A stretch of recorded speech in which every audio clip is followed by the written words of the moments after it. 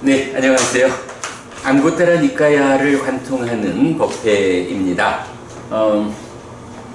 지난주까지 내세 모음 중에 13번째 품, 두려움품에 대한 공부 마무리했고요. 자, 오늘은 14번째 꾹갈라 왔고 사람품입니다. 사람품은 대개가 좀 짤막한 경들로 구성되어 있는데 그 중에 첫 번째 경이 좀 길이가 있으면서 사실은 정확하게 경이 설명하는 부분을 구체적으로 어떤 의미인지 잘 이해되지 않는 어려움이 있어요. 요 첫 번째 경 지나고 나면 그 다음부터는 좀 짧고 간략한 경들인데 첫 번째 경이 좀 공부에 어려움이 있다. 일단 그렇게 알고 공부 시작하겠습니다. 자, 안고따라 니까야 내세 모음의 131번 족쇄경, 족쇄 상유자나 비구들이여, 세상에는 이런 네 부류의 사람들이 존재한다. 어떤 네 부류인가? 여기 비구들이여, 어떤 사람에게 낮은 단계의 족쇄들이 버려지지 않았고 태어남을 얻게 하는 족쇄들도 버려지지 않았고 존재를 얻게 하는 족쇄들도 버려지지 않았다. 자, 기본적으로 족쇄라고 하면 10가지 족쇄가 있죠. 그리고 그거를 5개씩 나누어 가지고 낮은 단계의 족쇄 오하분결, 또 높은 단계의 족쇄 오상분결 요래 구분하고, 그런 구분 안에서 5가지 낮은 단계의 족쇄가 완전히 부서졌다 라고 하면 불한자, 그리고 높은 단계의 족쇄가 마저 부서지면 아라한, 그리고 그 불한자가 되는 과정에서 낮은 족쇄 5가지 중에 앞에 3가지를 부수면 예리자, 그리고 3가지가 부서진 상태에서 탐진치가 옅어지면 일레자, 이런 식으로 족쇄를 얼마나 끊어냈느냐 하는 걸로 성자들의 그 경지를 기준한다고요. 그래서 이 10가지 족쇄라는 게 아주 비중 있는 교리가 되는 거죠. 그런데 이 경에서 구체적으로 아니에요. 태어남을 얻게 하는 족쇄, 존재를 얻게 하는 족쇄. 그래, 이제 네. 바로 그거예요. 제가 그 밑에도 적어놨지만 태어남을 얻게 하는 족쇄들, 존재를 얻게 하는 족쇄들이라는 요 표현은 이 경밖에 없어. 그러니까 이 경 안에서 의미를 찾든지 아니면 다른 방법으로 다른 경들을 꿰어가지고 이 답을 찾기가 어려운 거예요. 내가 고민을 해봐도 조금 이따 읽어보면 그런 내용이 나오겠지만, 지금 이제 낮은 단계의 족쇄를 먼저 구분하고, 그러면 높은 단계의 족쇄, 오상분결에 속한 거를 이렇게 2개로 나눴다라고 봐야 되잖아요. 그런데 이 오상분결, 높은 단계의 족쇄 5개를 어떻게 구분해가지고 여기서 말하는 태어남을 얻게 하는 족쇄냐, 존재를 얻게 하는 족쇄냐, 이거를 구분해내지를 못하겠는 거야. 사실은 이제 이 족쇄를 이제 공부를 하다 보면 우리가 니까야 전체적으로 이런 족쇄라는 것이 그렇게 정형되게 나오는데, 이 경에서 좀 정형된 형태를 벗어난 게 있고, 그리고 우리가 옛날에 둘의 모음에서 한번 또 족쇄와 관련해서 좀 유사한 이런 그 정형된 형태를 벗어난 거, 그 족쇄를 한번 본 적이 있어요. 근데 그거는 좀 우리가 해석을 해냈는데 교재 하나 또 드렸죠. 교재 드린 게 안고따라 니까야 둘의 모음 37번으로 나오는 안팎의 족쇄에 묶인 사람. 사실 이 안팎의 족쇄라고 말하면 개념적으로 말하면 오상분결이라는 게 내면에 있으니까 안의 족쇄라고 봐야 할 것 같고, 오하분결이 그래도 밖에 있는 족쇄 이래 봐야 할 것 같은데, 이 경에서는 안과 밖을 거꾸로 말한다고요.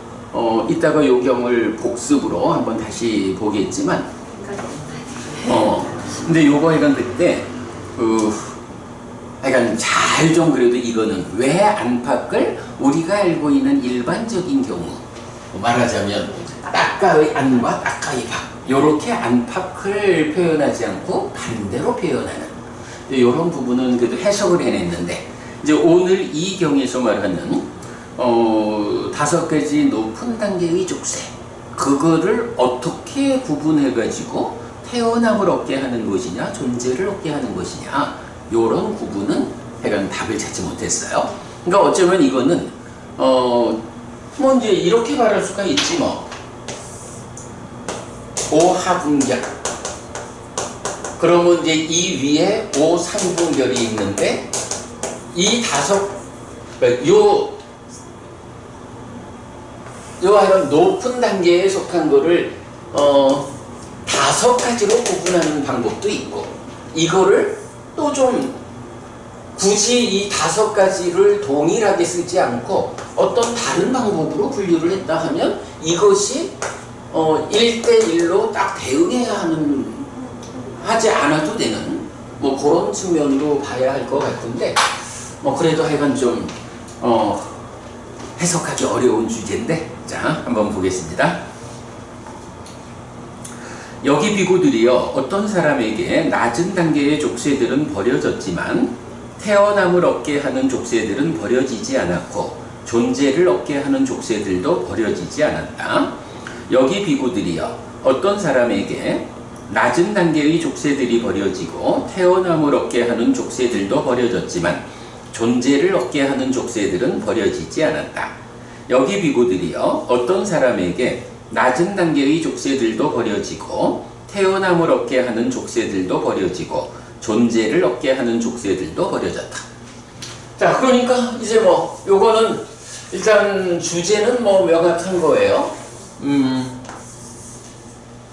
족쇄라는 것을 세 그룹으로 나눈 거죠. 낮은 단계의 족쇄,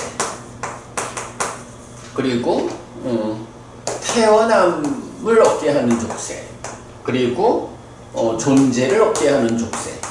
이렇게 이제 1번, 2번, 3번 이렇게 구분을 한 거예요. 보통은 요거를 절반 나눠서 낮은 단계의 족쇄, 높은 단계의 족쇄 둘로 나누는데, 이렇게 놓고 이것도 해결하지 못한 사람, 이것도 해결하지 못한 사람, 이것도 해결하지 못한 사람, 이거는 해결했는데 요거 해결하지 못한 사람, 요거는 해결했는데 요거는 해결했는데 요거는 해결하지 못한 사람, 그리고 다 해결한 사람, 이렇게 4가지로 분류가 된 거죠. 자, 이렇게 놓고 넘어가면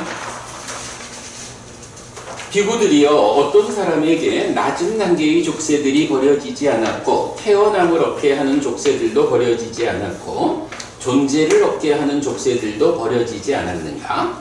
일례자인 이 사람에게 비구들이여 낮은 단계의 족쇄들이 버려지지 않았고 태어남을 얻게 하는 족쇄들도 버려지지 않았고 존재를 얻게 하는 족쇄들도 버려지지 않았다. 그래서 여기가 일례자야. 일례자는 우리가 10가지 족쇄형으로 본다 해도 낮은 단계의 족쇄에서 3가지는 제거되었지만 예류자와 같이, 그러나 2가지는 제거되지 않았죠. 그러니까 다 제거되지 않은 거야. 비구들이요 어떤 사람에게 낮은 단계의 족쇄들은 버려졌지만 태어남을 얻게 하는 족쇄들은 버려지지 않았고 존재를 얻게 하는 족쇄들도 버려지지 않았는가? 높은 흐름에 든 자, 색 구경천에 태어나는 자인 이 사람에게 비구들이여 낮은 단계의 족쇄들은 버려졌지만 태어남을 얻게 하는 족쇄들은 버려지지 않았고 존재를 얻게 하는 족쇄들도 버려지지 않았다. 높은 흐름에 든 자, 색구경천에 태어나는 자는 누구죠? 불안전. 그죠? 5종 불안, 5종류의 불안자를 말할 때, 이게 이제 이런 개념이야.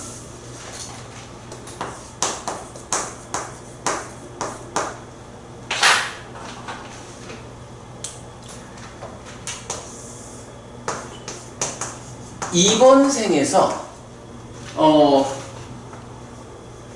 번뇌가 완전히 부서져. 10가지 족쇄가 다 부서지면 뭐가 어떻게 돼? 아라한이죠. 그런데 이제 이 아라한도 사실은 2가지로 분류를 하죠. 그러니까 삶의 중간에 아라한이 되는 사람하고 죽을 때 아라한이 되는 사람하고, 그런가 하면 이번 생에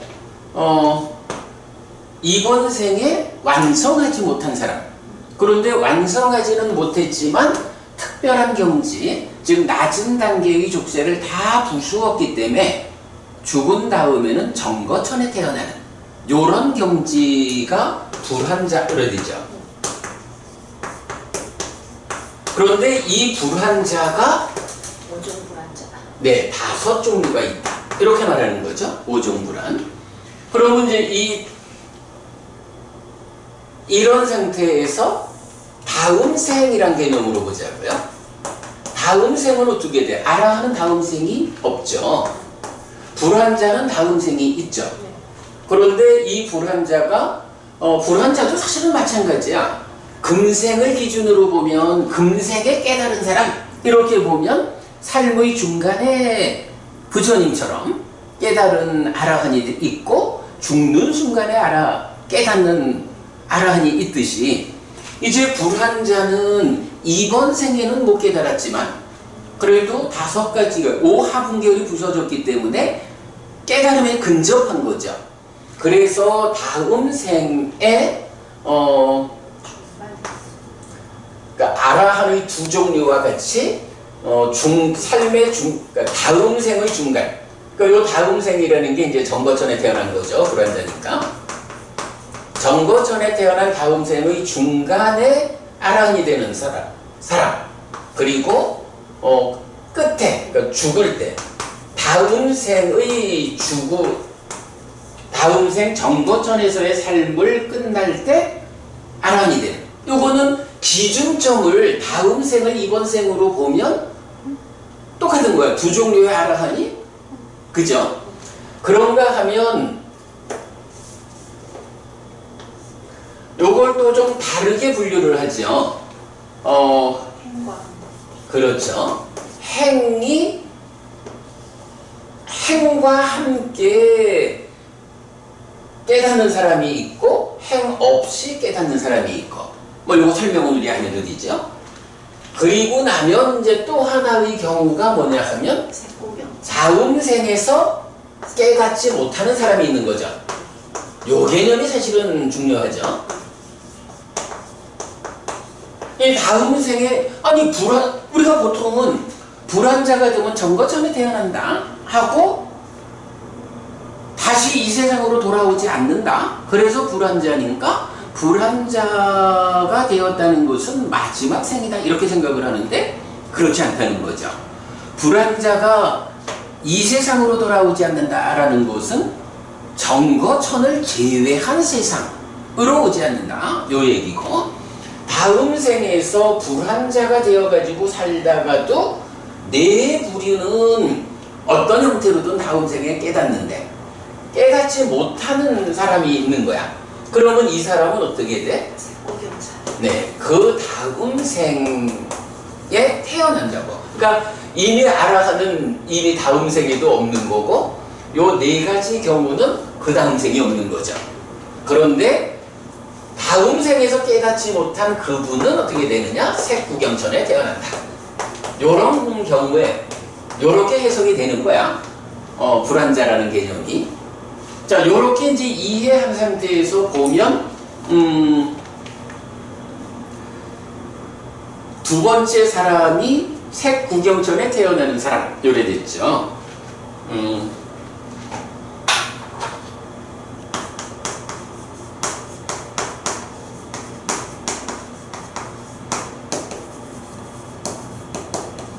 색구경천에 태어나는 불환자. 의뢰되고. 그 다음에 이제, 뭐, 거기 이제 내가 별표 해가지고, 색구경천에 태어나게 하는 족쇄, 해서 오상분결 가운데 무명루의 영역은 무명들뜸 자기화로, 유루, 즉 색상 무색상의 영역은 색탐 무색탐으로 구분할 수 있겠는데, 여기서 유루의 영역을 태어남을 얻게 하는 족쇄로, 무명루의 영역을 존재를 얻게 하는 족쇄로 지시한다고 이해할 수 있음. 이렇게 적어봤는데 요거 사실은 정확한 답은 아니에요. 요 부분은 없는 거로 생략. 요거는 이거 숙제로 남겨두자고. 그 다음에 비고들이요, 어떤 사람에게 낮은 단계의 족쇄들이 버려지고 태어남을 얻게 하는 족쇄들도 버려졌지만 존재를 얻게 하는 족쇄들은 버려지지 않았는가? 중반에 완전히 열반하는 자인 이 사람에게 비구들이요, 낮은 단계의 족쇄들이 버려지고 태어남을 얻게 하는 족쇄들도 버려졌지만 존재를 얻게 하는 족쇄들은 버려지지 않았다. 그래서 요 세 번째가 중반에 완전히 열반하는 불환자야. 그러면 중반에 완전히 열반한다라는 것은 행을 통하거나 행 없이거나 중간에 이런 경우인 거죠. 네. 요 경우가 세 번째 경우고, 그 다음에 이제 마지막으로 비고들이요, 어떤 사람에게 낮은 단계의 족쇄들도 버려지고 태어남을 얻게 하는 족쇄들도 버려지고 존재를 얻게 하는 족쇄들도 버려졌는가? 아라한인 이 사람에게 비구들이요, 낮은 단계의 족쇄들도 버려지고 태어남을 얻게 하는 족쇄들도 버려지고 존재를 얻게 하는 족쇄들도 버려졌다. 비구들이요, 세상에는 이런 네 부류의 사람들이 존재한다 해서 아라한. 요렇게 이제 구분이 되는데 여기서 그렇다면 태어남을 얻게 하는 족쇄와 존재를 얻게 하는 족쇄가 어떤 차이가 있는 것인가? 요 부분에 대해서 법원님 좀 생각이. 태어난다는 거는 몸으로 가는 경우이기 때문에 일단 무명과 가래가 있는 상태인 것 같고, 존재로 자기화가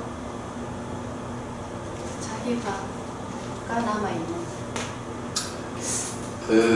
그래서 사실은 이제 요 부분이 우리 그저께인가요? 아침에 상류다니까야 의경하면서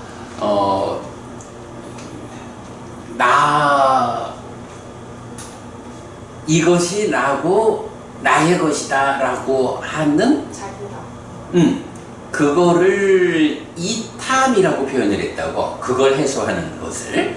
그래서 이제 내가 오늘 이제 그 부분을 뭐 요점만 정리해서 올린 게 무명하고 탐이라는 거에서 자기화라고 하는 것이 탐, 들뜸. 그죠? 탐은 그대로 들뜸이잖아. 사마타의 영역. 이 탐이 있다라고 하는 것이 자기화를 말하고, 그 밑에서 무명이라고 하는 것이 존재화를 말한다. 이렇게 이제 내가 정리했고, 자기화를 해소하는 것이 이탐이고 시메탈이고, 요게 족쇄로 보면 들뜸의 족쇄가 해소된 거고, 존재화를 해소하는 것이 무명이 제거된 겉대가 부서진, 이제 요런 개념으로 이제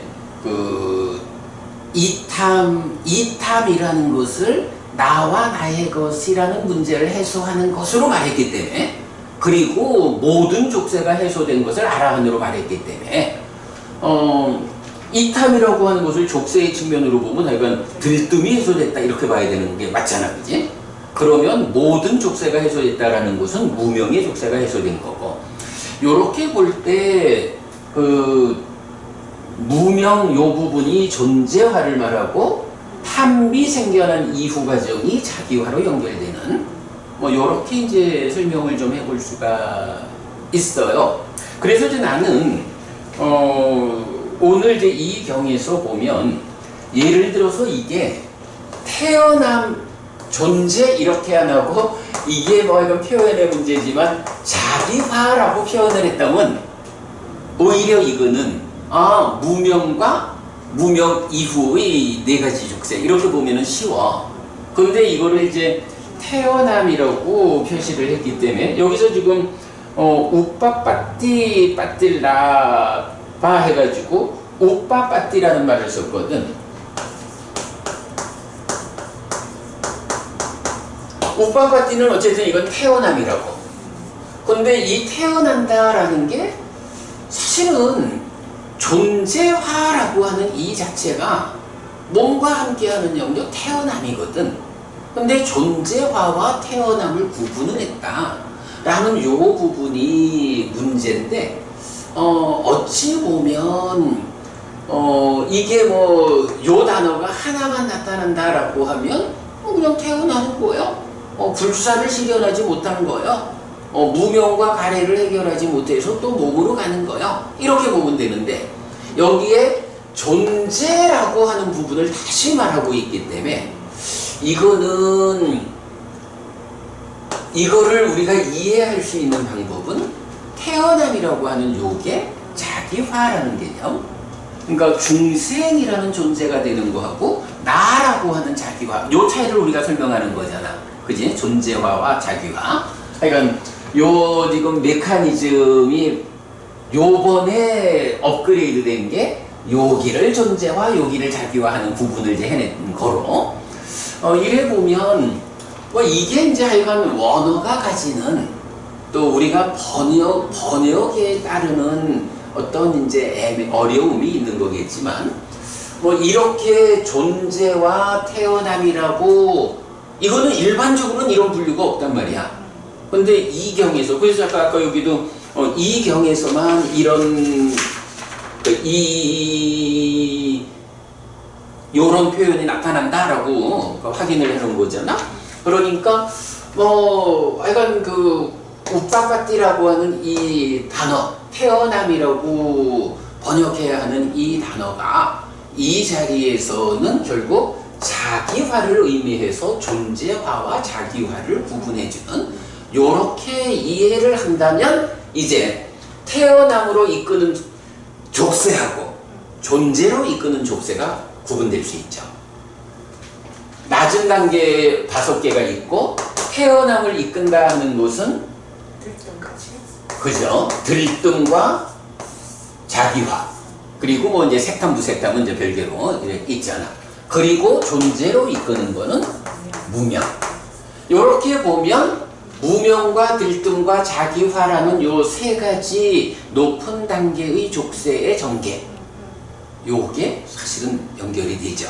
그렇게 보자면 자기화라고 하는 이것이 무명에 의해서 존재화가 되면 탐이 생겨날 때 들뜨게 되고 그 탐에 의한 들뜸이 자기화로 연결되는 존재화와 자기화 이런 개념이 좀 더 오히려 명확해질 수도 있죠. 한 가지의 이런 우빠빠띠라고 하는 이 단어가 존재화라고 하는 여기서 지금 존재화를 뭐로 쓰고 있냐 하면 바와빠띠라바 하니까 그냥 바와로 쓰고 있다고. 요렇게 차이 나는 것을 그렇게 이해하는 것이 답이 되겠다. 그거 말고는 사실 이 부분은 어떻게 다른 답을 찾을 수가 없죠. 그래서 그래도 이제 이렇게 접근을 하다 보면 오히려 무명이라고 하는 존재를 이끄는 족쇄 그리고 들뜸과 자기화가 태어남이라고 하는데 중생이라는 존재의 영역에 드러나서 나라고 하는 개별적 존재 자기화가 사실은 나라는 개별적 존재를 드러내는 거잖아. 요거를 우빠빠띠라는 말로 태어남이라고 설명하고 있나 보다. 요렇게 우리가 오히려 이해할 수가 있겠죠. 그런 정도로 보고 넘어가야 할 것 같아. 근데 아마도 이거는 지금 우리가 대화한 이 정도를 넘어서는 어떤 다른 설명은 있을 수 없을 것 같아요. 경에서도 이렇게 나타나는 경우가 없고.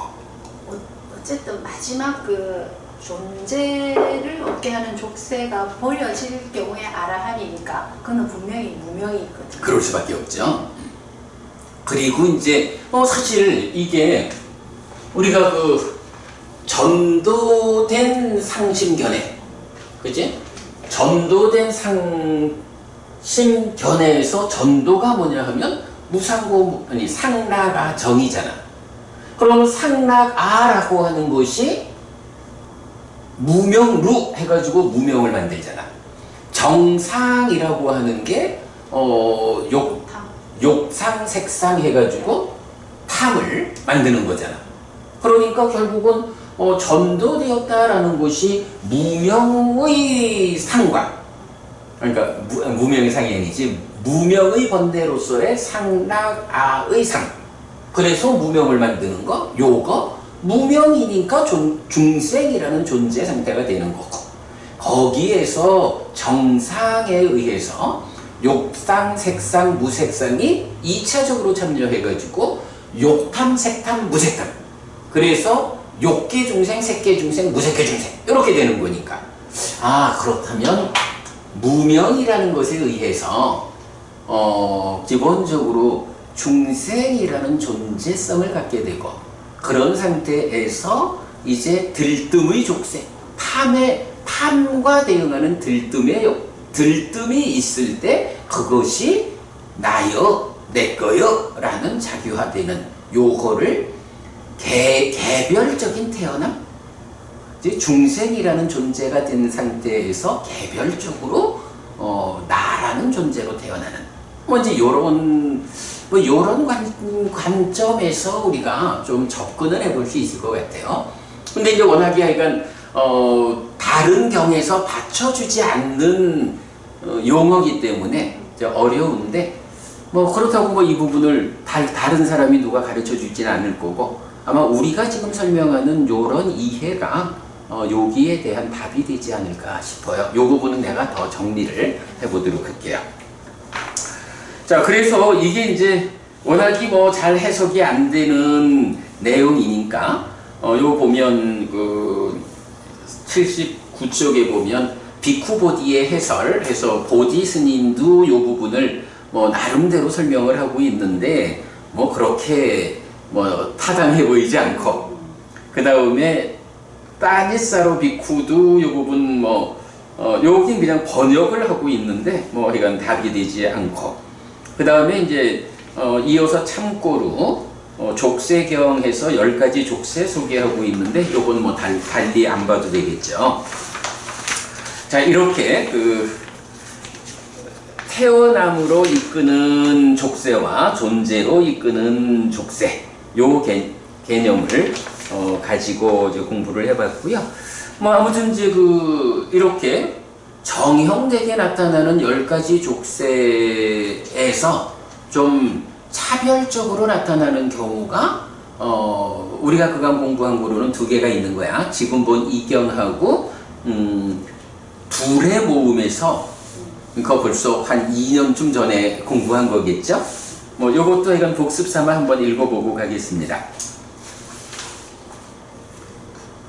앙구타라 니까야 둘의 모음 33 내지 42 평정한 신품에서 37번 안팎의 족쇄에 묶인 사람.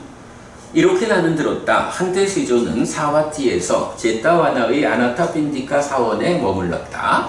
그때 사리푸타 존자는 사와티에서 동쪽 사원의 미가라마뚜 강당에 머물렀다. 거기서 사리푸타 존자는 도반 비구들이여 라고 비구들을 불렀다. 도반이여 라고 그 비구들은 사리푸타 존자에게 대답했다. 사리푸타 존자는 이렇게 말했다. 나는 안의 족쇄와 밖의 족쇄에 묶인 사람을 설할 것입니다. 그것을 듣고 잘 사고하십시오. 나는 말하겠습니다. 알겠습니다, 도반이여 라고 그 비구들은 사리푸타 존자에게 대답했다. 사리푸타 존자는 이렇게 말했다. 도반들이여 무엇이 안의 족쇄에 묶인 사람입니까? 여기 도반들이여 비구는 계를 갖추고 계목을 갖추어 머뭅니다. 계목의 단속으로 단속하고 행동의 영역을 갖추어 작은 결점에 대해서도 두려움을 보면서 머뭅니다.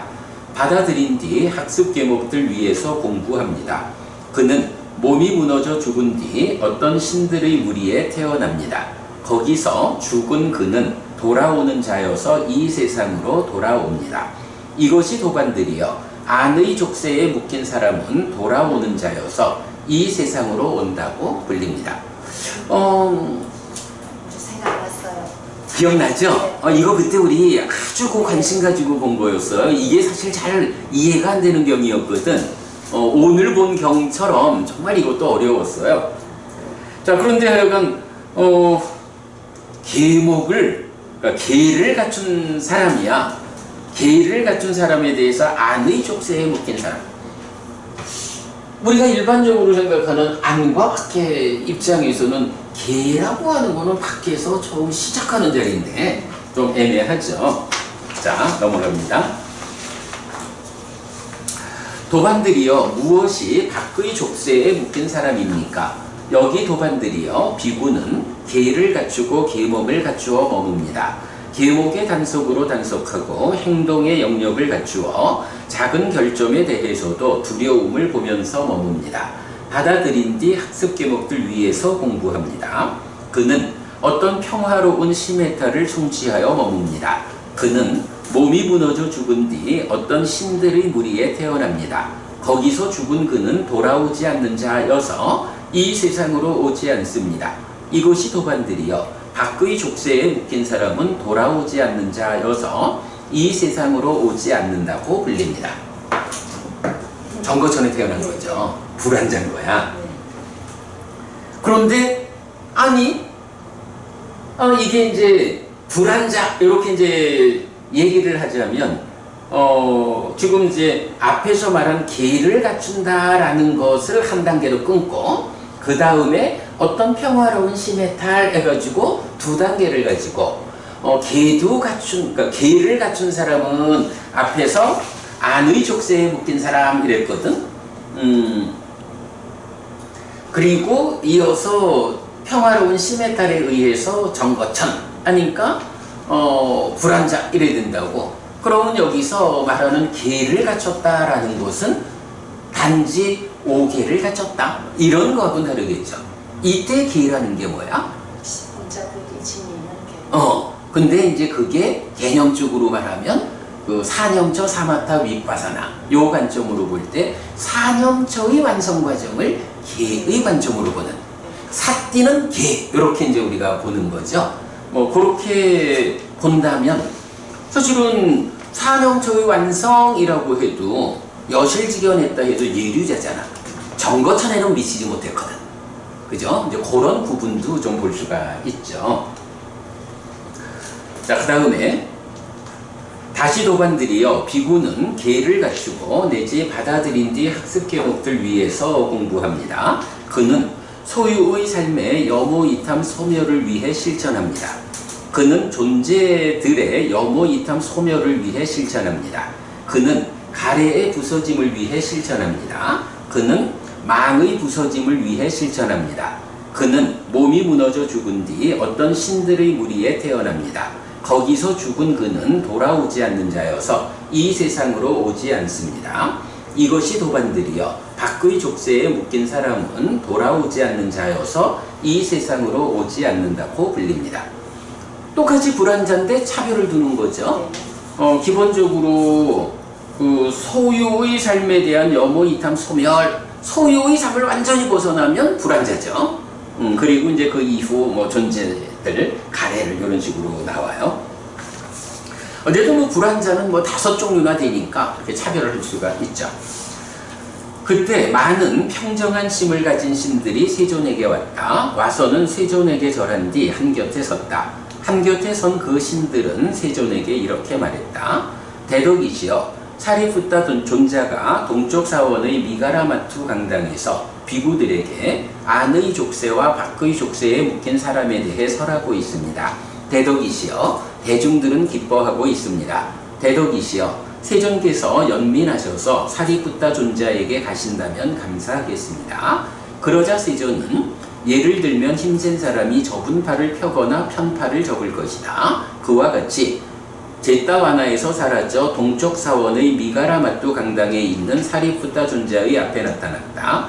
세존은 준비된 자리에 앉았다. 사리푸타 존자도 세존에게 절한 뒤 한곁에 앉았다. 한곁에 앉은 사리푸타 존자에게 세존은 이렇게 말했다. 여기 사리푸타여, 많은 평정한 심을 가진 신들이 나에게 왔다. 내지 감사하겠습니다 라고. 사리푸타여, 그 신들은 10명도 20명도 30명도 40명도 50명도 60명도 있으면서 바늘 하나의 점이 꿰뚫는 만큼에 서 있지만 서로 간에 거슬리게 하지 않는다. 사리푸타여, 참으로 거기에서 그 신들은 심을 닦았기 때문에 그 신들은 10명도 20명도 30명도 40명도 50명도 60명도 있으면서 바늘 하나의 점이 꿰뚫는 만큼에 서 있지만 서로 간에 거슬리게 하지 않는다라는 생각이 들지도 모른다. 그러나 사리푸타여, 그것을 그렇게 보지 않아야 한다. 참으로 여기에서 그 신들은 심을 닦았기 때문에 그 신들은 10명도 내지 60명도 있으면서 바늘 하나의 점이 꿰뚫는 만큼에 서 있지만 서로 간에 거슬리게 하지 않는다. 이게 뭐지? 여기에서, 거기에서가 아니고 여기에서. 아, 그 차이구나. 네. 그래, 거기에서가 아니고 여기에서. 그러므로 사리푸타여, 이렇게 공부해야 한다. 기능들의 평화가 있을 것이고 의의 평화가 있을 것이다 라고. 사리푸타여, 참으로 이렇게 공부해야 한다. 사리푸타여, 기능들의 평화가 있고 의의 평화가 있는 그대들에게 신업이 평화로울 것이고 부업이 평화로울 것이고 의업이 평화로울 것이다. 우리는 동료 수행자들에 대해 평화로움을 선물할 것이다 라고. 사리푸타여, 그대들은 이렇게 공부해야 한다. 사리푸타여, 외도 유행승들은 이 법문을 듣지 못했다고 나는 들었다. 먼저 이렇게 말씀하시는데 뒷부분의 주제는 좀 다르죠. 자, 그 다음 장에 보면 그래서 요 경에 대한 수업 보고를 이게 21년 12월 23일 날 했네요. 사리푸타 존자는 비구들에게 안의 족쇄와 밖의 족쇄에 묶인 사람을 설명하는데 수행의 힘으로 신들의 무리에 태어났다가 거기서 죽은 뒤에 돌아오는 자여서 지금 상태로 오는 자는 안의 족쇄에 묶인 자이고 돌아오지 않는 자여서 지금 상태로 오지 않는 자는 밖의 족쇄에 묶인 자입니다. 요 표현, 이때 안팎의 족쇄에 대한 이해를 위해 깨왔다경 범천의 초대경에 식은 속성이 없고 한계가 없고 모든 관점에서 빛난다라는 구절을 인용하였는데 무명과 애를 해소하여 몸의 제약에서 벗어난 식에 대한 설명입니다. 요건 뭐 워낙에 중요하게 우리가 많이 말하고 있죠. 그런데 이런 식은 무명에 덮이고 애에 묶이면 몸에 제약되어 중생이라고 불립니다. 중생은 10가지 족쇄에 묶인 상태인데 족쇄경은 유신견, 의심, 계금치, 소유의 관심, 진해의 5가지 낮은 단계의 족쇄, 오하분결과 색탐, 무색탐, 자기화, 들뜸, 무명의 5가지 높은 단계의 족쇄, 오상분결로 구분합니다. 이때 돌아오지 않는 자, 즉 불안자는 오하분결이 완전히 부서진 사람인데 소유의 관심의 해소, 즉 소유의 삶에서 완전히 벗어난 사람입니다. 이런 경지를 증득한 수행자는 몸이 무너져 죽은 뒤 정거천에 태어나고 거기서 깨달음을 성취하여 중생으로의 삶을 끝냅니다. 존재의 삶에서 완전히 벗어난 아라한과의 차별은 이렇게 소유에 대한 집착에서는 벗어났지만 존재에 대한 집착은 남아있는 상태, 그래서 정거천에 태어나야 한다는 점입니다. 여기서 부부님, 소유의 삶에서 벗어났다라고 하면 삼매를 성취하면, 그래서 색계 무색계에 올라가면 소유의 삶에서 벗어나는 거 아니에요? 근데 여기서는 그 열망까지, 소유에 대한 열망까지도 그래. 다 말하자면 삼매에 들어서 그 내면에 있는 소유적인 요소들을 눌러가지고 새끼로 올라갔다 하는 수행의 과정하고 아예 소유와 관련한 내적인 것, 뭐 번뇌까지 그 부분이 완전히 제거되어서 일상에서도 소유적인 삶은 더 이상 발현되지 않아. 이렇게 되면 불안자라는 거죠. 그 부분 우리가 자주 말하고 있고, 그래서 무명에 덮이고 애에 묶인 중생은 소유의 족쇄에 묶인 상태와 존재에 묶인 상태로 구분할 수 있습니다. 근데 이제 여기 일반적으로 보면 소유에 묶인 것을 밖으로 보고 존재에 묶인 것을 안으로 보는 게 이제 우리 일반적 시각이잖아. 근데 여기서 이걸 거꾸로 말한다고. 그것 때문에 이제 어려운 거죠. 자, 그리고 욕계, 색계, 무색계로 구성된 중생 세상에서 소유의 족쇄에서 벗어난 수행자가 태어나는 영역은 제4선에 속한 정거천입니다. 그래서 중생 세상은 소유의 족쇄에 묶인 영역과 소유의 족쇄에서 풀린 정거천으로 구분할 수 있습니다. 그리고 인간들의 지금 상태는 소유의 족쇄에 묶인 상태입니다. 그렇다면 아라한, 즉 족쇄에 묶이지 않아 한계가 없는 식에 대한 접근성의 측면에서 말하면 중생들의 삶은 한계의 바깥쪽을 차지하는, 자, 요 표현 아라한, 즉 족쇄에 묶이지 않아 한계가 없는 식에 대한 접근성, 한계가 없는 요 측면을 기준으로 볼 때 중생들의 삶은 한계의 바깥쪽을 차지하는 정거천이라는 불안자의 영역과 정거천을 제외한 욕계, 색계, 무색계로 구성되는 안쪽 영역으로 나누어 말할 수 있습니다. 그래서 사리푸타 존자는 안의 족쇄에 묶인 사람은 돌아오는 자여서 지금 상태로 오고 밖의 족쇄에 묶인 사람은 돌아오지 않는 자여서 지금 상태로 오지 않는다고 설명합니다. 한편 평정한 심을 가진 신들에게서 사리푸타 존자의 이야기를 들은 부처님은 사리푸타 존자에게 갑니다. 가서는 기능들의 평화와 의의 평화를 위해 공부해야 한다고 말하는데, 기능과 의의 평화를 얻으면 신업, 부업, 의업이 평화로워진다고 이어서 말합니다. 그런데 교리문답의 큰경에 의하면 기능과 의는 육내이처이고 평화는 욕탐의 제어에 의해 얻어집니다. 그래서 기능과 의의 평화를 얻은 자는 욕탐이 제어된 자여서 아라한이고 아라한의 행위는 평화롭다는 설명입니다. 결국 경은 안팎의 족쇄에 묶인 자로서 불안자까지를 설명하는 사리푸타 존자의 설법에 더해 부처님이 아라한을 설명하면서 아라한을 목표로 공부해야 한다고 말하는 구조를 갖습니다. 참 이렇게 연결해서 참 볼 수가 있죠. 부처님의 설명 가운데 바늘 하나의 점이 꿰뚫는 만큼이란 표현이 있는데 아라카꼬티 니뚜 다나 맞대입니다. 신들이 작은 공간에서 서로 거슬리지 않고 서 있다는 묘사인데 인간과 다른 몸의 성질을 가지는 신에 대한 정보를 줍니다. 그러니까 화생하는 중생들의 몸은 인간이나 축생들의 몸하고 물질의 구성 상태가 다른 거죠. 그러니까 어떻게 그 좁은 공간 안에 수십, 수백, 수천이 서 있을 수 있을까? 라고 하는데 화생하는 중생들은 존재 상태가 달라서 물질이긴 하지만 물질의 구성, 결합 상태가 다르다. 이렇게 보는 거죠.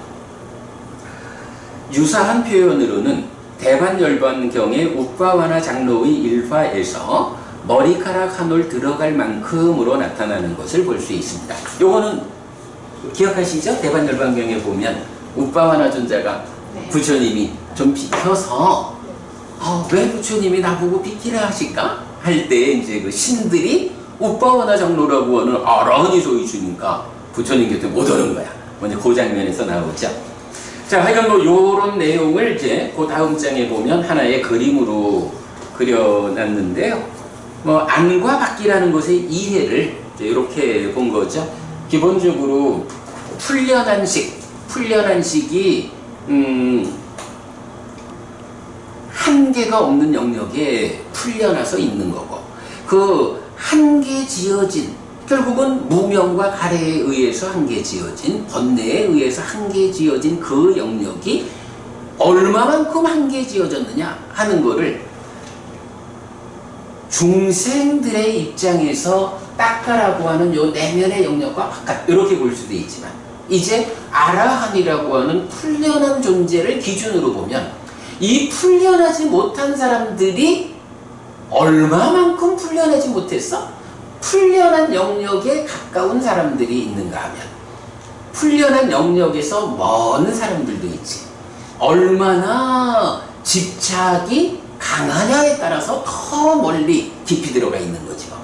이렇게 보면 이제 안과 밖의 개념이 거꾸로 돼가지고 불안자는 풀려난 영역 거기에 거의 다 온 거예요. 그런데 그러지 못한 존재들은 훨씬 더 깊은 곳에서 묶여 있어. 이런 개념. 그래서 이렇게 이제 그림으로 그려냈던 거 기억하시죠? 기준을 누구 보느냐에 따라 그렇죠. 밖에 달라지니까. 그죠? 근데 우빠와나 장로가 아라한이었어요. 그 저는 이렇게 신들이 많이 온 거를 아라한인데 모를 수가 있을까 하는 그런. 글쎄 뭐 이제 워낙 아라한도 이제 뭐 여러 종류가 있잖아. 해해탈자도 있고 뭐 양면해탈자도 있고 뭐 이제 이래 하니까 해해탈자의 입장에서는 뭐 단지 단지 자기 안에 번뇌만 부수면 되는 이제 이런 거였고 기본적으로 뭐 부처님을 시중 들고 있던 분이니까 뭐 우빠와나 장로 테라라고 불렸으니까 뭐 아라한이다라고 보는 것은 타당하겠죠. 그리고 어쨌든 이제 그렇게 위력이 있는 존재니까 신들이 우빠와나 존재가 부처님 앞에 탁 서 있으니까 부처님을 뵈러 오지 못하는 이제 이런 장면이 묘사가 되고 있죠. 우빠와나 장로가 아라한이다라는 것은 별 의심의 여지가 없을 것 같아. 그리고 우빠와나 장로와 관련한 경들이 또 있는데 그건 한번 찾아보기로 하고요. 네. 자, 어쨌든 이래서 족쇄라고 하는 이 중요한 그러니까 비중 있는 주제와 관련해서 좀 예외적인 경 두 개 오늘 함께 살펴보았어요. 자, 이제 또 넘어갑니다. 안구따라 니까야 네세 모음 132번 기지를 가진 자 경입니다.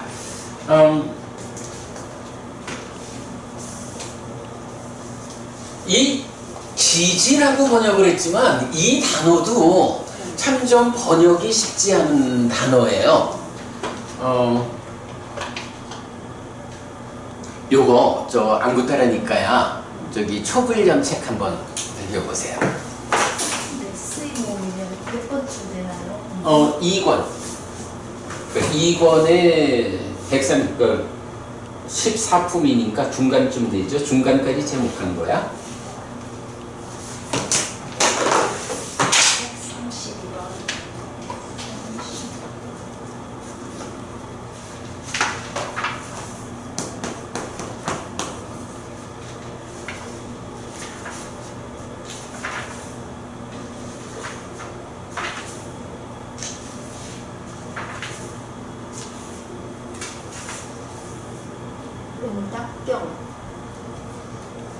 응답경이라고 그렇죠. 빨리 응답하지만 네네 맞아요. 그 경이거든. 빠띠바나라는 단어가 있는데 이게 참 좀 쉽지 않은 단어예요. 그런데 보통 이제 바사띠라고 해서 말하다라는 단어가 있어. 그러면 이제 이게 명사가 되면 바나 이렇게 되는 거야. 그리고 앞에 빠띠가 붙으면 요거는 이제 빠띠는 뭐 여러 의미가 있지만 그 역이라는 의미가 있는 거야. 말하다의 상대가 되니까 응답하다 해서 이제 그렇게 번역이 되어 있거든요. 그런데 문제는 이게 바사띠 하고 그래서 그런 바나가 되는 거하고 요게 장음이야. 그래서 바나해서 달라 이게. 그 그래서 이제 초불련 쪽에서 주해를 보면 약간 요 개념으로 푼 것 같아요. 그러니까 바사띠, 말하다의 빠띠 바사띠. 그래서 응답이 빠른 사람, 느린 사람 이런 식으로 이제 해석이 되고 있는데, 하여간 원저는 바하나라는 단어를 쓰고 있어. 그래서 빠띠 바하나라는 단어가 되게 좀 그러니까 해석이 쉽지 않은 단어더라고요. 자, 그랬는데 이제 어쨌든 그 빠띠 바하나라는 단어 자체가 뭐 이해하다 하는 이해 또는 기지를 바라다라고 하는 기지 또 뭐 하여간 기타적인 의미들을 요래 갖는 거로 보여요. 자, 그래서 일단 여기서는 그 기지를 가진 자 이렇게 이제 번역을 했어요. 근데 기지라고 하는 말은 사전적으로 보면 경우에 따라 재치 있게 대응하는 지혜 이런 말이야. 그러니까 응답이라는 말도 사실은 연결이 될 수 있는 게 기지가 있다라고 하는 것은 어떤 경우가 있을 때 그 경우에 재치 있게 대응한다. 그거 응답을 잘한다. 이렇게도 표현할 수가 있는 거야.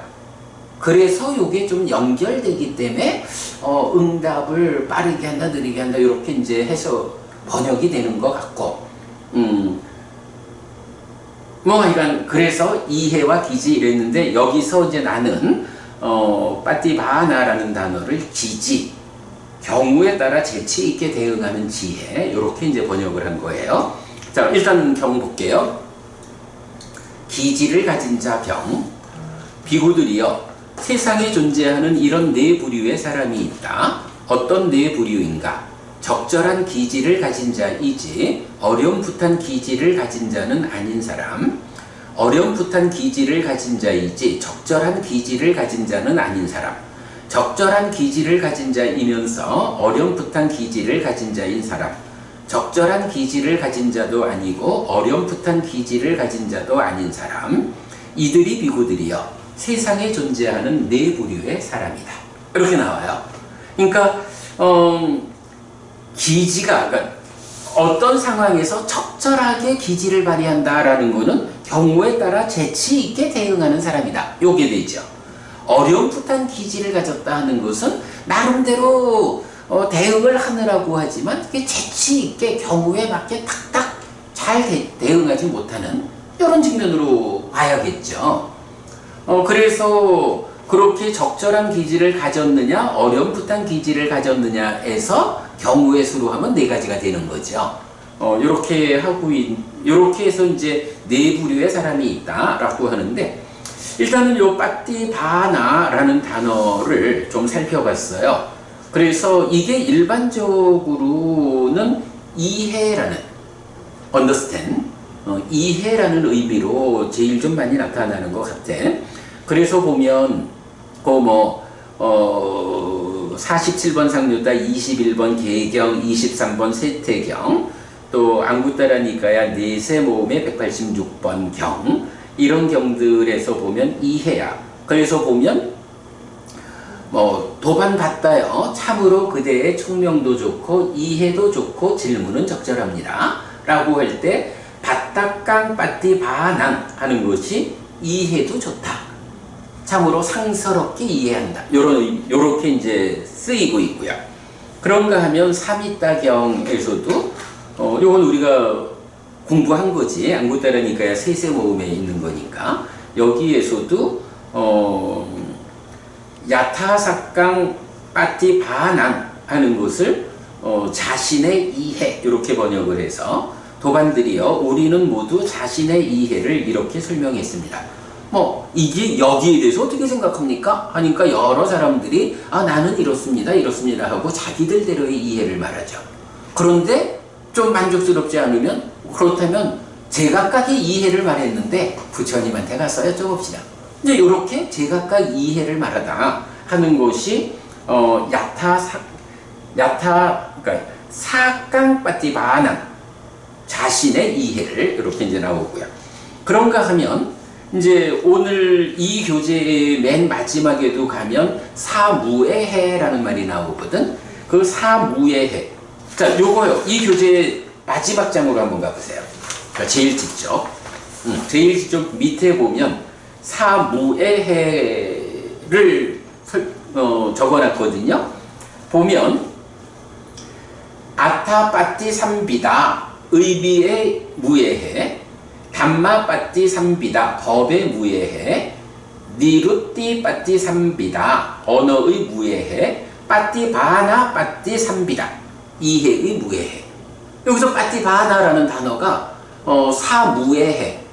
무예해라는 게 뭐예요? 어떤 것을 이해하는데 두려움이 없다. 뭐 이런 거잖아. 사무예해. 그러니까 빠띠 바나라는 말이 이렇게 이해라는 말로 직접 쓰이는 말이거든요. 그래서 이해라는 의미의 여러 가지 중에 사무예해 중에도 하나 포함되고 있다. 이런 거고요. 자, 그 다음에 이제 두 번째로 이경처럼 기지, 경우에 따라 재치 있게 대응하는 지혜, 이렇게 번역할 수 있는 거는 이제 왕기사라고 하는 제자가 있죠. 그래서 왕기사 삼류따 보면 계속 그 찬탄의 시를 읊는 재주가 있는 분이잖아. 왕기사라는 분이. 그랬을 때 이제 이 왕기사가 부처님 그 비구 제자 가운데 으뜸 요 중에 빠띠바나 완따낭 야지당 왕기사 해가지고 비구들이요, 나의 비구 제자 가운데 기지의 측면에서 으뜸은 왕기사이다 해서 경우에 따라 재치 있게 대응하는 지혜 이렇게 이제 표현하고 있지만, 왕기사 존자가 그 왕기사 삼류따에서도 보면 주로 이제 어떤 상황에서 말하자면 손 딱 들고 저한테 시상이 떠올랐어요 이러면서 뭐 어떤 그 부처님이 설법을 한다거나 뭐 이런 상황에서 그 상황에 대해서 찬탄하는 시를 읊는 이제 이런 면에서 가장 뛰어난 분이잖아요. 그러니까 이제 그런 면을 가지고 있는 분을 이렇게 빠띠바나로서 빠띠바나의 측면에서 으뜸이야 이렇게 말하잖아. 그러니까 이제 그거는 기지 경우에 따라 재치 있게 대응하는 지혜의 측면에서 으뜸이다 이렇게 이제 본 거죠. 그래서 하여간 요 빠띠바나라는 단어는 뭐 3번 기타도 있는데 뭐 제가 다 확인하지 못했어요. 우선 앞에 있는 것만 봐서 뭐 일반적으로 이해라는 의미 그리고 기지라는 의미 이렇게 두 가지 의미를 이제 볼 수가 있었는 거죠. 자, 그래서 뭐 일단 사실 초불련에 해서 초불련뿐만 아니라 이제 한국 빨리성전협회도 같이 번역하고 있거든요. 그러니까 어떤 상황에서 뭐 대화할 때 질문을 받았을 때 빠르게 응답할 수 있느냐 그러지 못하냐 이렇게 이제 해석이 되어 있는데, 뭐 어쨌든 뭐 나는 하여간 그 단어 자체의 의미를 그대로 적용해 가지고 적절한 기지를 가진 자냐 어렴풋한 기지를 가진 자냐 그래 했고, 뭐 그것이 이제 굳이 연결을 하자면 이렇게 재치 있게 대응하느냐 아니냐에 따라서 응답이 빠르냐 느리냐 이렇게도 뭐 연결해 볼 수는 있겠다. 네, 그 정도 보고요. 뭐 여기서는 뭐 별다른 의미가 없어요. 그냥 이제 이 품이 사람 품이잖아. 그래서 사람을 이렇게 네 가지로 구분해 주는 게 이제 우리 첫 번째 경 말고는 이제 쭉 이어지거든요. 그래서 지금부터는 이제 요 경들이 사람을 어떤 식으로 구분하느냐 하는 거를 뭐 특별한 설명도 없이 이제 이렇게 볼 수가 있어요. 자, 그러면 이제 133번 보겠습니다. 우까띠 남묘스땅 해가지고 빠르게 아는 사람 경이에요. 비구들이요, 세상에 존재하는 이런 네 부류의 사람이 있다. 어떤 네 부류인가? 빠르게 아는 사람, 자세한 설명으로 아는 사람, 이끌려야 하는 사람, 단어를 아는 것이 최선인 자. 이들이 비구들이요, 세상에 존재하는 네 부류의 사람이다. 요건 어떻게 구분하는 거지? 그 선생님 생활을 오래 하셨으니까 이런 건 딱 나오겠다. 그저 그냥 말 한마디만 해도 그 뭐라 하지? 하나를 가르치는 열을 아는 사람.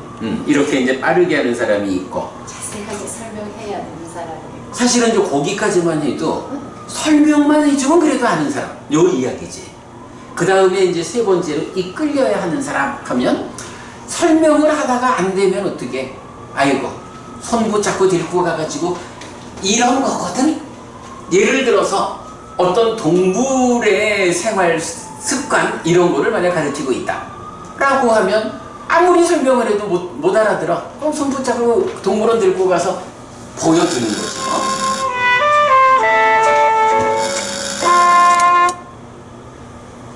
이런 사람이 이끌려야 하는 사람이고, 단어를 아는 것이 최선인자 하면 그렇게 들고 가도 몰라. 그냥 A라고 하나의 단어를 알려주면 A라는 단어를 받아 아는, 아무리 설명을 해도 그 의미에 접근하지 못하는 이런 사람도 있다는 거지. 경기가 다 달라요. 그죠? 근데 그거 어쩔 수가 없어. 그지? 그래서 이건 이렇게 말하자면 공부 능력이겠죠? 이렇게 4단계로 구분하고 있다라는 거. 그러니까 이렇게 4사람이 있다. 공부 능력이라고 보면 되겠고. 그 다음에 134번 노력의 결실경. 비구들이여 세상에 존재하는 이런 4부류의 사람이 있다. 어떤 4부류인가?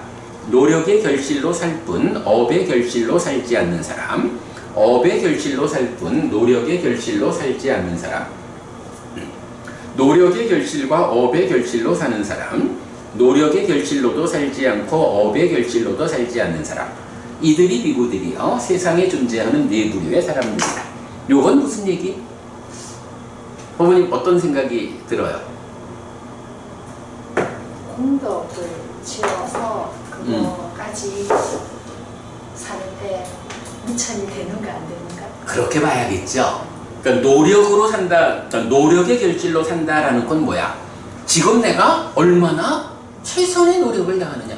내가 노력을 하니까 노력의 성과가 있지 뭐. 그런데 전생에 지은 업에 결실이 있어. 아니 전생의 업이라는 게 전생의 업이 공덕이 되어서 함께 했을 때는 그 공덕이 뭐라고? 행복을 가져오는 거, 죽을 때 가져가는 거, 그리고 저세상에 버팀목이 되는 거잖아. 그러면 여기서 업의 결실로 산다라는 이야기는 좋은 업의 경우로 보면 공덕을 지은 거야. 그러니까 그 공덕이, 전생에 지은 공덕이 지금 내 삶의 버팀목으로 되어주고 있는 거야. 내가 바다에 빠진 채 지푸레기라도 잡으려고 허우적대는 가운데 최선의 노력을 다하는 사람이냐. 최선의 노력을 다하면 빠져 죽지는 않을 수 있겠지만 얼마나 버틸까? 뭐 이런 거고. 그래도 그나마 뗏목 위에라도 태어난 사람은 뗏목 위에서라도 최선의 노력을 다해가지고 저 어딘가 하여간 섬으로 향해서 갈 수 있겠지 뭐. 뭐 이런 차이들이 있는 거죠. 물론 이게 이제 업의 결실이라는 것은 악업을 지은 자의 경우도 있죠. 뭐 그러니까 열심히 노력을 하는데 왜 이렇게 삶이 좋아지지 않을까 하는 데는 그럼 그래, 이건 공덕 대신 업장의 개념으로 보면 되겠지. 전생에 지은 업이 나빠가지고 지금 내가 열심히 노를 젓고 있지만 뗏목이 구멍이 숭숭해. 그러면 열심히 노를 저어도 그게 그만큼 나를 안전하게 지켜주지 못하는 거지 뭐. 이런 양면으로 볼 수 있겠죠. 뭐 그래도 뭐 그 양면 가운데 우선은 이제 이런 측면에서 보면 노력이라는 측면과 함께 보자면 공덕이라는 개념으로 보면 타당하겠죠. 그래서 어떤 사람은 열심히 노력을 해가지고 노력의 결실을 거두면서 살아가는데 업의 결실이 없어. 전생에 지은 업이 훌륭하지를 못해서 그냥 지금 금생에 노력하는 힘만큼 겨우 살아가고 있어. 참 운수가 좀 좋으면 얼마나 사는 일이 변할까? 근데 운수가 별로 안 좋아. 뭐 이런 건 좀 뭐 유사하겠죠. 두 번째 사람은 업의 결실로 살 뿐 노력의 결실로 살지 않아. 전생에 업이 좋아가지고 그래 금수저를 물고 아주 그 커다란 버팀목 위에 태어났어. 그런데 금생에 자기가 노력을 하지 않아. 전생에 지은 업에 의해서 버팀목 위에서 살고는 있지만 여기서 최선의 노력으로 저어주지 않으면 못 간다고. 단지 그 자리에 정체된 상태에서 물에 빠지지 않을 뿐이지. 근데 이것도 사실은 그 노력이 전혀 역할을 하지 못한다라고 하면 경우에 따라서는 버팀목 자체가 유지되지 못하는 경우도 있는 거야. 왜냐면 비바람이 몰아치니까. 그럴 수도 있기 때문에. 그러나 어쨌든 이렇게 업의 결실로 살 뿐 노력의 결실로 살지 않는 사람도 있어. 이건 사실 좋지 않은 경우죠. 그런가 하면 노력의 결실과 업의 결실로 사는 사람. 타고난 버팀목도 좋은데 거기에 노력도 열심히 하는 사람. 이런 사람이요 뭐. 순풍에 돛단 사람. 그렇죠. 순풍에 돛을 달고 목적지를 향해서 빠르게 나아가는 그런 사람. 노력의 결실로도 살지 않고 업의 결실로도 살지 않는 사람. 이건 뭐 참 곤란한 거지 뭐.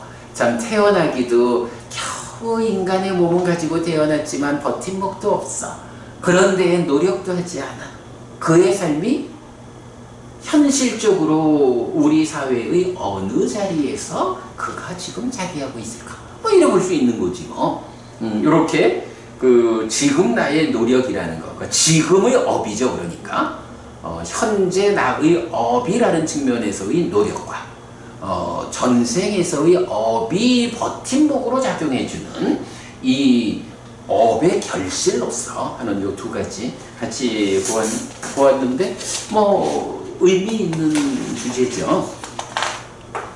어쨌든 뭐 우리가 그래도 이 정도 사는 거 보면 뭐 법우님이나 나나 그렇게 버팀목이 아주 나쁜 버팀목은 아닐 거야. 그런데 이제 그동안 우리가 어떤 노력을 해왔을까 하는 것을 법우님도 나도 되돌아봐야 할 거고, 그런 상태에서 뭐 버팀목의 크기야 바꿀 수 없다 하지만 지금 짓는 이 노력이라는 것은 더 훌륭한 노력을 할 수 있죠. 삶을 바꿔나가는. 삶으로. 그렇죠. 그러니까 그렇게 두 가지 관점에서 보는 거 중요하다 하겠고요. 자, 이제 135번으로 넘어갑니다. 135번은 사와자 숙당에서 결점 있음경이에요. 비구들이요, 세상에 존재하는 이런 네 부류의 사람이 있다. 어떤 네 부류인가? 결점이 있는 사람, 결점이 많은 사람, 결점이 적은 사람, 결점이 없는 사람이다. 요 결점이라고 하면 법우님 결점과 관련해서 딱 좀 떠오르는 경이 있을까? 네. 어떤 것? 천의 요청. 불안으로 봤을 때 세상에는 눈에 때가 많은 사람도 있고, 네.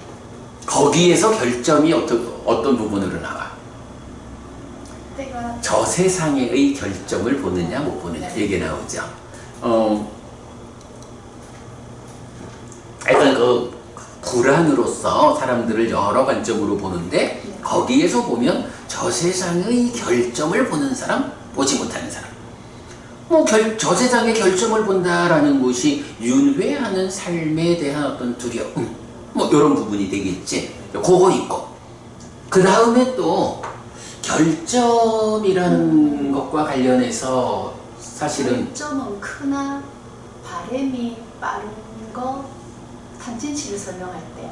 외도경. 네. 그래서 탐은 결점은 작지만 바램이 느려. 지는 결점은 크지만 바램이 빨라. 네. 치는 결점도 크고 바램도 바래기도 늦어. 이런 거죠. 거기에 이제 외도경에서 이제 나오고, 그 외도경과 우리가 함께 소개하는 경들이 있어. 얼마 전에도 보았어. 네. 본 것 같은데. 진리라는 주제로 분류되는 경들이 있다 그랬지. 네. 그래서 우리 홈페이지에 뭐 따로 떼어놨다고. 그 진리라는 주제의 경들 가운데 앞에서 소개되는 경들. 그래서 보면 깨사무띠경에서 어떻게 나와? 이런저런 것 때문에 따라가는 게 아니고 그의 삶이 탐진치와 함께하는 법이냐 무탐부진무치와 함께하는 법이냐 요걸 기준으로 하면서 이제 망이지 망진치 그 망과 진과 치에 대해서 이제 문답을 하잖아. 그럴 때 망이 있다. 이 망은 결점이 있는 것인가 결점이 없는 것인가? 결점이 있습니다. 그러면 이 망은 이익으로 이끄는 것인가 이익으로 이끌지 않는 것인가? 이렇게 문답을 하잖아. 거기에서 이제 근본적으로 망진치 무망무진무치 요거를 망진치는 결점이 있는 거 무망무진무치는 결점이 없는 거 요거 깨사무띠경 사라경 아띠야경 요런 그 탐진치와 관련해서 하여간 기본이 되는 그러니까 탐진치라는 주제의 근본이 되는 경들 해서 우리 2권에서 모아놓은 거기에서 이제 제일 앞에 있는 거죠. 그래서 결점이라고 하면 이렇게 범천의 요청경에서 말하는 저 세상의 결점을 보는 사람 보지 못하는 사람 그리고 이렇게 진리의 주제에서 앞서는 경들 망진치는 결점이 있다. 무망무진무치는 결점이 없다. 그리고 한 가지만 더 찾아보지. 결점과 관련해서. 결점과 관련한 이야기를 하는 그럼 오늘인가? 오늘 아침에도 그 얘기했다. 들었는데 생각이 안 나는데. 오늘 아침에도 그 무화상경. 무화상경. 무화상경에서 무아다 라고 할 때 만약에 색수상인즉 오온이 아라면 네. 그지? 아라면 결점이 없어야 하고 또 내가 권한을 가져야 하고 그런데 무아기 때문에 결점이 있고 내가 권한을 갖지 못한다. 그리고 오늘은 경이 말하는 무아에서 또 한 가지 활성화된 일체에 대한 이런 것까지 보았었죠. 거기에서도 하여간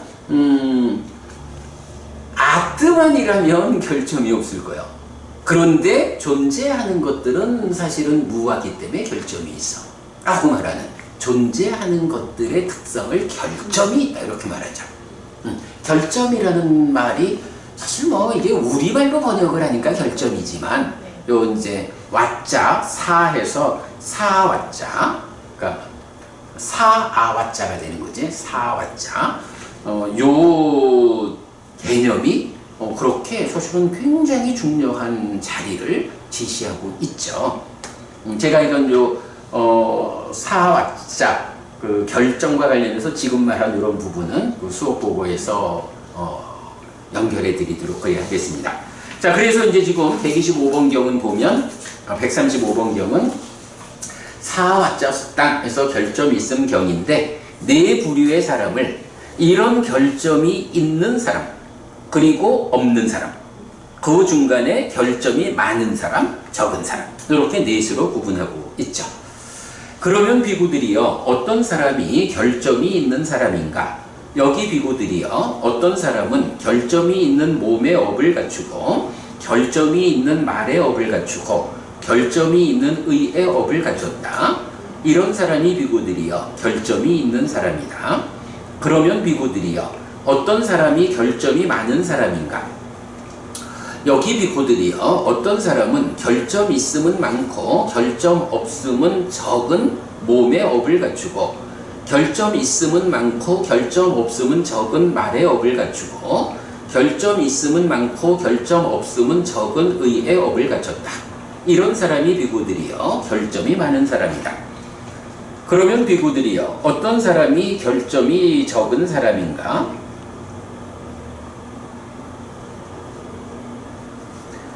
여기 비구들이요 어떤 사람은 결점 없음은 많고 결점 있음은 적은 몸의 업을 갖추고 결점 없음은 많고 결점 있음은 적은 말의 업을 갖추고 결점 없음은 많고 결점 있음은 적은 의의 업을 갖췄다.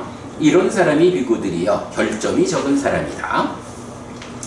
그러면 비구들이요 어떤 사람이 결점이 없는 사람인가? 여기 비구들이요 어떤 사람은 결점이 없는 몸의 업을 갖추고 결점이 없는 말의 업을 갖추고 결점이 없는 의의 업을 갖췄다.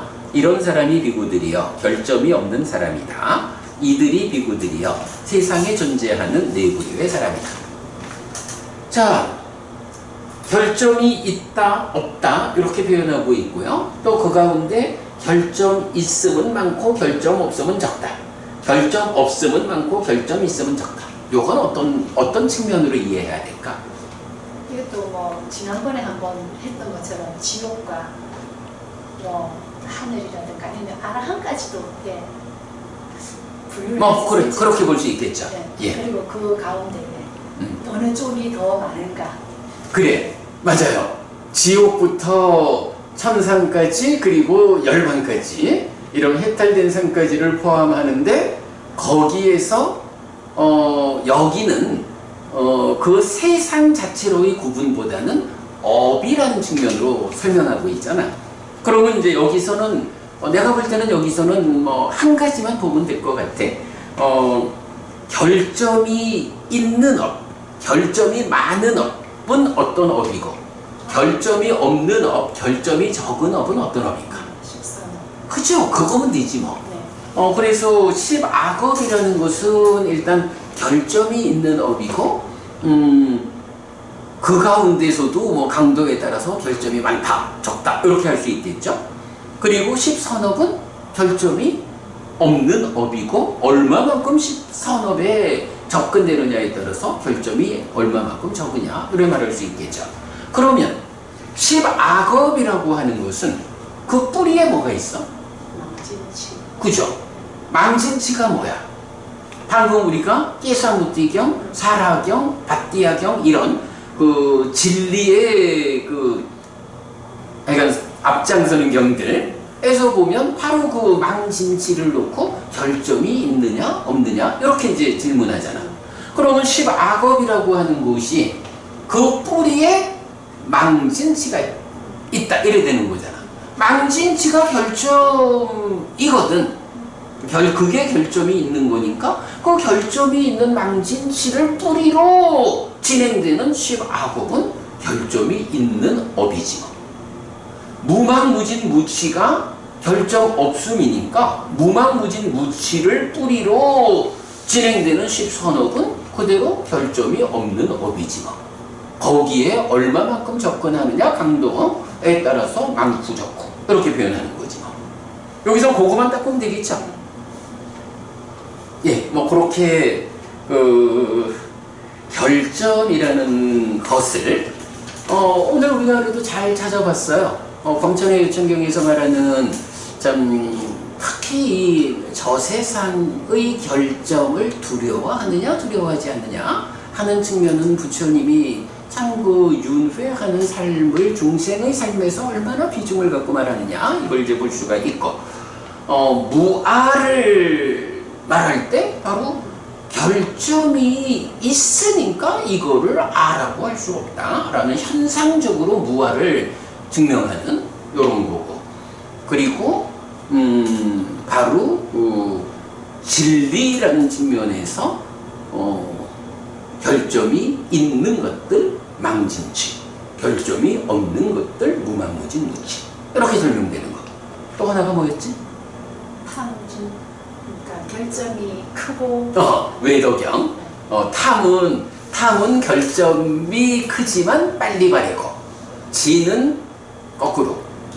탐은 결점은 작지만 늦게 바래고 지는 결점은 크지만 빨리 바래고 치는 결점도 크고 바램도 늦고 뭐 그렇게 그런 몇 가지를 보는 상태에서 망진치를 뿌리로 하는 10악업은 당연히 결점이 있는 업이고 강도가 크면 결점이 많고 무망무진 무치를 뿌리로 하는 경우는 결점이 없고 그 강도가 가까운 만큼 결점이 적고 뭐 이렇게 보면 그래도 결점이라고 하는 이 주제 하나에 대해서 우리가 좀 포괄적 기본적 정리는 될 것 같아요.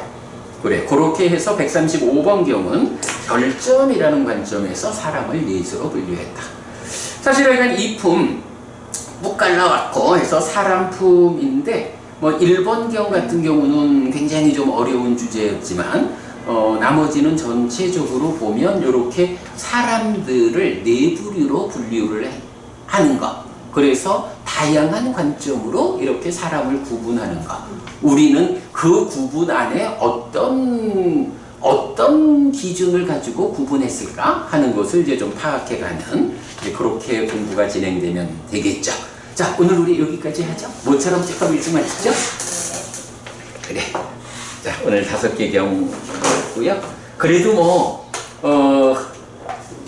몇 년 전에 공부한 거 복습까지도 하고 오늘 공부가 재밌는 수업이 된 것 같아요. 자, 이렇게 수업 마치겠습니다. 삼마삼부토 바가와 수와카토 바가와타 담모 수파티반노 사와카 상고띠. 세존은 정등각이시다. 세존으로부터 법은 잘 설해졌다. 제자들의 상가는 잘 실천한다. 찌랑띠타뚜 로카스밍 삼마삼부타 사사난띠. 정등각의 가르침이 이 세상에 오래도록 머물기를. 이차마항 얀양 야지똥 양마마 아싸 디가라땅 히타야 수카야띠. 오랫동안 나에게 이익과 행복을 주는 자선행을 실천하리라. 이당다낭 꾀다낭 냐띠 살로 히타낭 우빠까빠뚜. 이당다낭 꾀다 냐띠 살로 히타 파리군잔뚜띠. 이 보시가 돌아가신 친지와 혈육들에게 도달하기를. 이 보시를 돌아가신 친지와 혈육들이 사용하기를. 오늘도 우리가 훌륭한 법의 등을 함께 달았습니다. 이 법의 등의 공덕이 오랫동안 여러분들에게 이익과 행복으로 함께 하기를 바랍니다. 또한 오늘의 이 법보시의 공덕이 여러분 생각하시는 그분들에게 도달하고 사용되기를 바랍니다. 수고하셨습니다.